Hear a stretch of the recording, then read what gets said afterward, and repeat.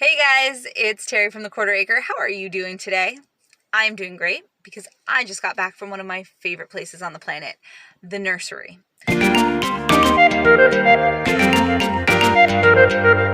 So, no, not a baby nursery, although, man, that new baby smell, right? Gets you every time. Not that kind of nursery. Those days are over for me.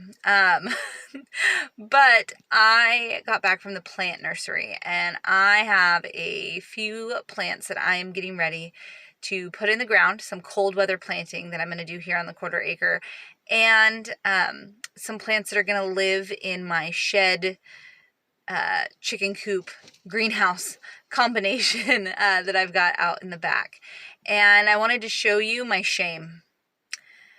My garden looks like a hot mess. Last spring, it was beautiful. Everything was mapped out. I had an app where I planted everything just perfectly. I researched where everything should go, and it worked okay. I learned some lessons that I'm going to share with you through this little garden series, but I got to show you, after the end of harvest, we just kind of walked away and let the garden do its thing. We've still got a few of our plants growing that we grew from seed, which is exciting. A few volunteers have come back up, and we are going to be reworking everything, but I'm going to show you my before, and hopefully I'll have a great after to show you as well. But I just wanted to share with you some of the plants that I'm super excited about planting this season. Okay, so before I show you my garden, I just had to show you these awesome birds, and this is how we spent our morning before we headed over to the nursery. We went and checked out some chickens. This was at a local feed store, and we just kind of spent some time. We didn't end up getting any birds that day, but we did end up getting a ton of plants. Okay, so here we have some lettuce in the front that we're going to be planting, and some artichokes in the back. That's that spiky plant. And to the right, you'll see a beautiful cauliflower plant. I love the purple and green, and I know, like, matching your lettuce and your cauliflower to have the purple and greens and everything is kind of silly, but it's just really aesthetically pleasing. We're in my shed right now. Yeah, I've been looking for that artichoke forever. We're in my shed, which has great lighting, so they get lots of sunshine. We've got a few of the artichoke plants, a few of the lettuce to plant, and they all do really well in cooler weather. So those are going to go out really soon as we get the garden prepped and ready to go. My husband and I eat a ketogenic diet. The kids don't, but we do. And he's lost about 50 pounds. I've lost about 30 pounds.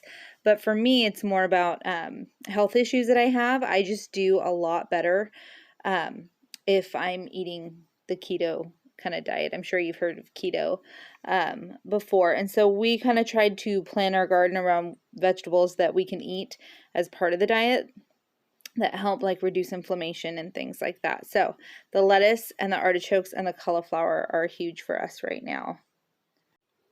Okay, so moving on from the lettuce and the beautiful purple cauliflower, we have some broccoli and some lemon cucumbers. Okay, you're looking at the artichoke now. Down below at the bottom is the lemon cucumbers, and they are so hard to find. And then there's some more broccoli in the back. But these lemon cucumbers are everything, and I went overboard. I bought 5.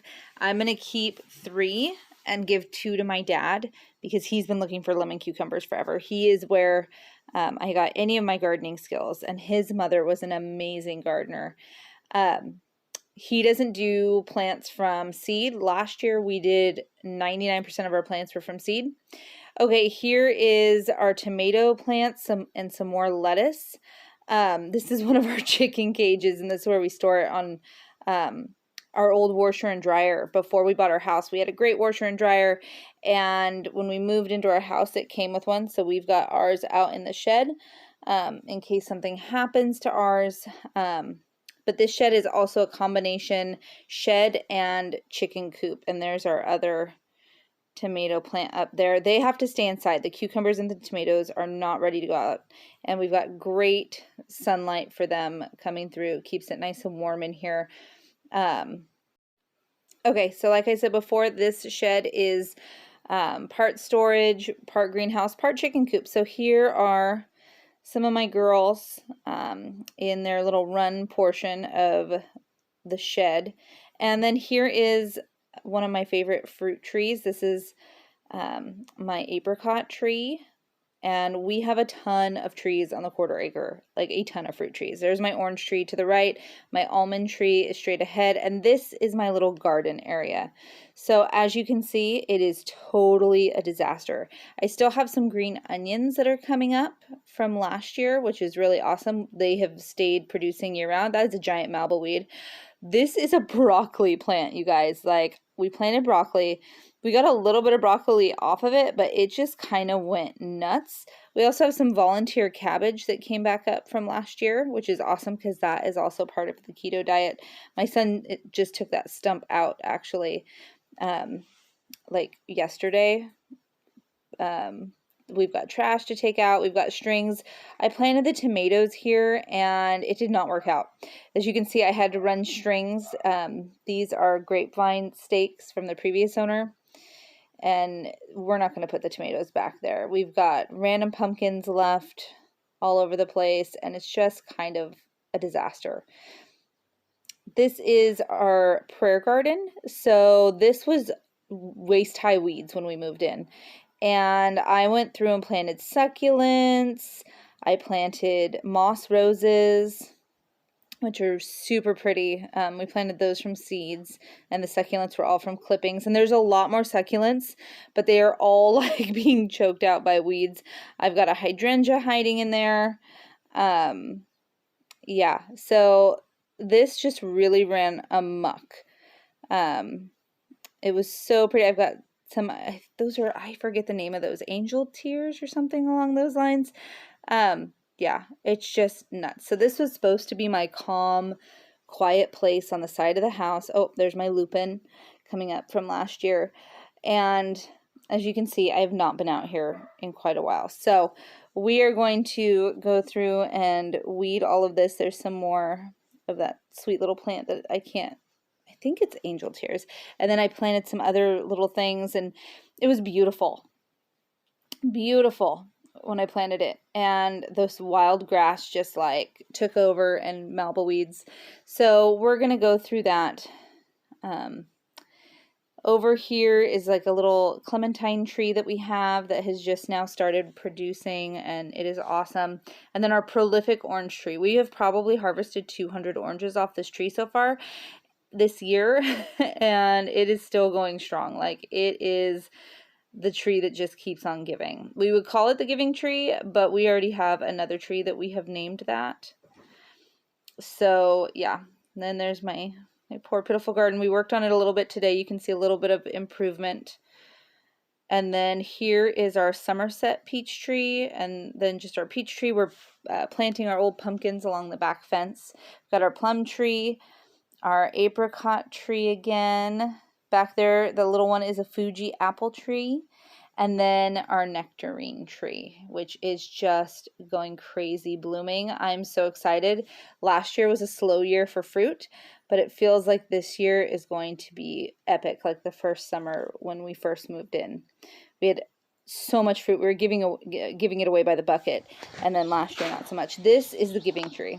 This is the cherry tree. It's my son's favorite climbing tree, and my daughter's too. And it gave us over 46 pounds of cherries last year. That's just what we weighed, not counting what we just snacked on and ate. There's my shed / chicken coop that I've decorated. There's my husband's wood pile. But here I have decorated the side of it with all these imitation vintage signs. Like, they're all reproductions, but like everyone in my family collects vintage signs. And so here's the progress so far today in the garden. You saw it just a minute ago in its first state. So we got out the rototiller and we started working on portions of it. We didn't tackle the whole thing because, oh my gosh, just that one section was a lot. But I want to get that lettuce in the ground. I want to get my broccoli and cauliflower in the ground. And we're going to come back over this way toward the prayer garden. Don't mind our pool liner and the other stuff that we have been pulling out. We're going to make a dump run. These are all the weeds that we picked today. This is 100% weeds that we picked today. We've got a berry bush back there and a hydrangea and then that's how you get to the prayer garden. And we're working on a little bar area here, like so that we can entertain once the world is allowed to entertain again. I've got my prolific rosemary that I planted when we moved in, and it has done so well. I've got my little daffodils that have popped up, my faux succulent planter box, and then this weed. Seriously, this weed, like, it won't die. Like, I have killed it 10 times and it keeps coming back. And this is my Lou, my furry son. He is just the sweetest thing, and we have had him. He's actually just a few days younger than my daughter, so they've grown up together. They're the same age, and he's a little bit bigger than she is, but they are besties. So yeah, so that's what's going on with the garden right now. Super excited about plants. Super excited about the progress we've made so far, but we still have a long way to go. A long way to go on the whole yard.